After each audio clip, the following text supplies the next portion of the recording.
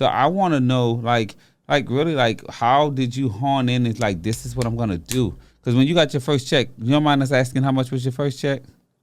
I couldn't even tell you. It was a couple grand. I mean, it was the biggest check I ever had. Yeah, but did you frame it? What did you do with it? So I actually never received a paper check. Oh my God. Everything was wired through either a wire request or ACH. So I have never received a first legitimate check. So I have nothing framed. Nothing framed. Nothing Okay. framed. You're going to have to get that stub framed. I Call can. them and get that stub framed. Because the thing about this is that you were determined.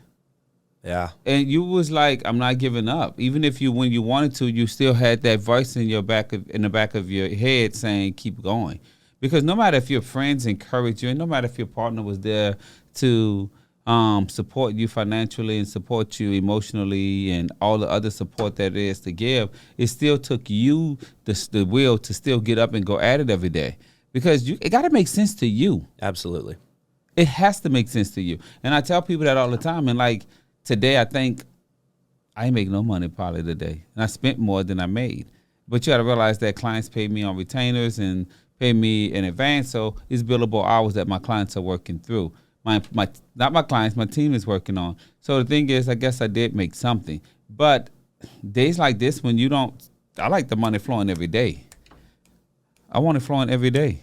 That's a huge thing. That's a good point. So as far as real estate goes, there is no key. You're not going to, I mean, you might have a paycheck every day, but in reality, I mean, I've gone 2-3 months without a paycheck, but then bam, I get 3 closings in a month, and it's next thing you know, I have a $30,000, $45,000 deposit in my bank account. Some agents it's larger. So in terms of being an entrepreneur, and like you said, you didn't make any money today, you've really got to figure out a way to balance spending money while you're making money, because you don't want that well to dry up. And you still, because it ain't as fast as you can't get it that fast. So the question is, what tips can you give future real estate agents that may even feel like, hey, I'm spending the money as soon as I get it? Because sometimes you have to play catch up. Oh, yeah. Because the check you get today is spent from yesterday. Yep. So what advice can you give them? My biggest piece of advice, I would say, is don't compare yourself to other agents, because they're all in a different chapter of life. Whether they're the same age as you, they've had their license as long as you, there are subtle differences that make you different, your story different, your sphere different than Joe over here.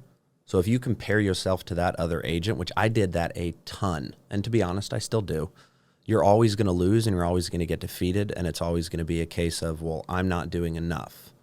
So you're your own competitor. Are you better every day? Are you doing the things you need to do to get clients, retain clients, and be successful? And success is not necessarily monetary value.